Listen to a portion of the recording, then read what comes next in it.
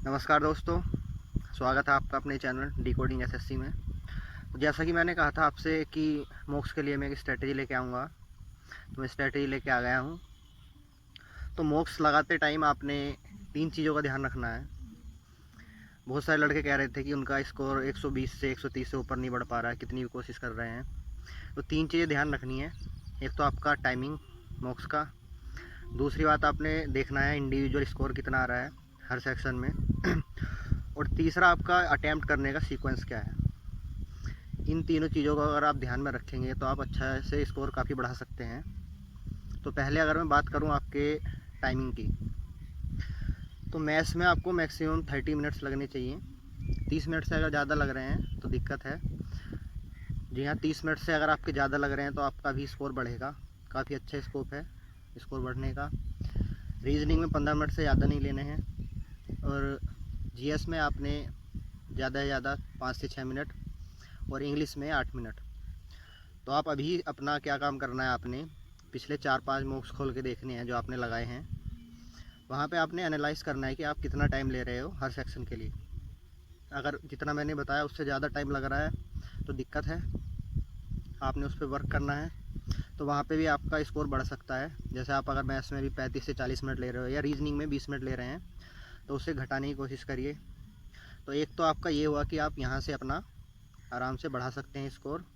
आपको कई लड़के ऐसे उन्हें ये नहीं पता चलता कि स्कोप कहाँ है स्कोर बढ़ाने का। वो सीधा मॉक्स लगाते रहते हैं कि यार एक दिन तो बढ़ेगा, लेकिन स्कोर बढ़ता नहीं है। तो स्कोर बढ़ाने के लिए आपने थोड़ा एनालाइज करना पड़ेगा। सेट रोक दीजिए 1 हफ्ते के लिए, कोई दिक्कत नहीं है। अभी एग्ज़ाम भी दूर है आपका, जल्दी से नहीं होगा एग्ज़ाम। तो आपने सेट रोक के ये चीज़ करनी है, प्रैक्टिस सेट नहीं लगाने हैं 1 हफ्ता।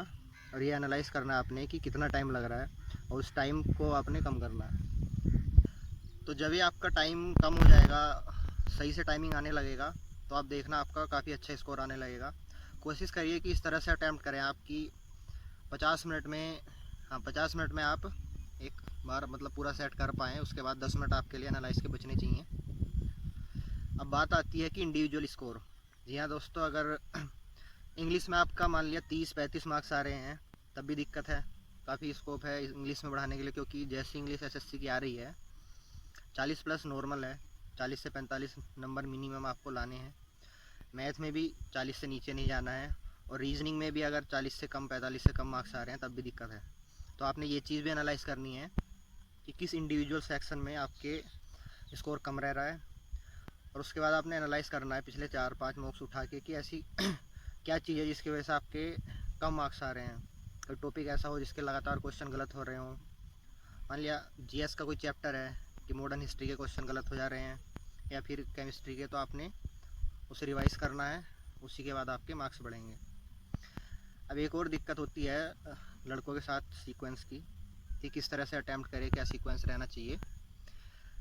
तो ये तो सबका अलग अलग है कि कोई किस तरह से अपना सीक्वेंस रखता है अपनी सहूलियत के हिसाब से। लेकिन जितना मैंने एक्सपीरियंस किया है, अगर आप मैथ और रीजनिंग शुरू में करना स्टार्ट करते हैं, मान लिया एग्ज़ाम में आप मैथ रीजनिंग में से कोई एक उठाते हैं और वो करने लग जाते हैं, और अगर ऐसा हुआ कि आपकी हार्ड शिफ्ट हुई और आपने रीजनिंग करना शुरू किया, आपको पता ही नहीं लगेगा कि कब आपके 20 मिनट 25 मिनट चले गए और क्वेश्चन हुए आपके 15। बस उसके बाद आप वहाँ से पैनिक होना शुरू होंगे, और पैनिक ऐसे होंगे कि you will and up with 100 to 120 marks only.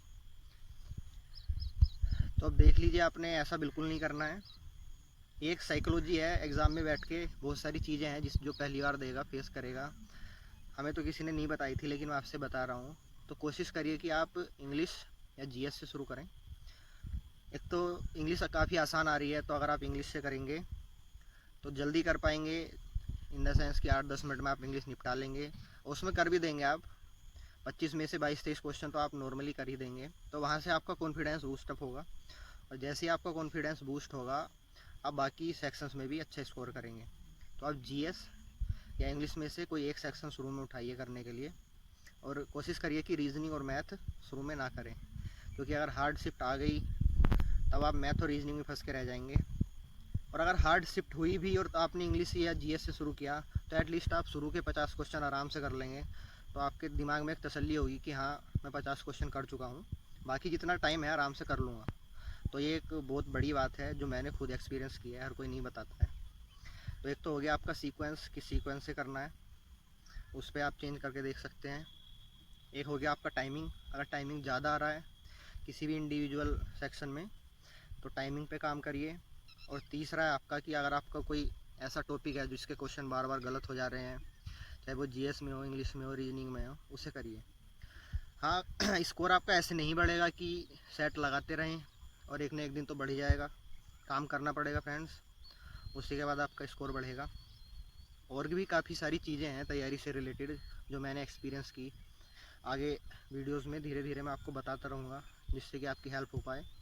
तब तक अगर आपको मेरी वीडियो अच्छी लगे तो please subscribe my channel and help me to grow it. Thank you, धन्यवाद।